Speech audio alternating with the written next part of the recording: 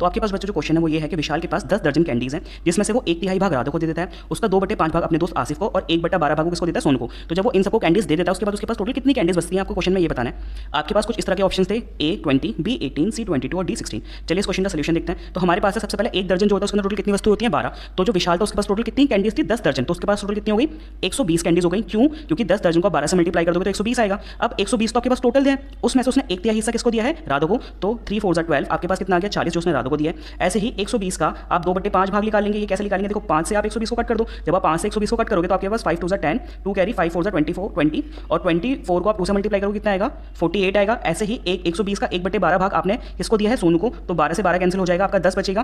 तो 10 आपके पास कितना आ गया, सोनू का। अब क्वेश्चन में हमसे ये बोला गया है कि जो विशाल है उसके पास कितनी बची। तो विशाल के पास टोटल 120 थी, उसमें से आप माइनस कर दोगे राधा की, आप आसिफ की और सोनू की। जब इन सबकी कैंडीज को आपने प्लस करा हुआ 98, तो 120 में से जब आपने 98 माइनस करा तो आपके पास क्या आया बच्चों, 22। तो जो आपका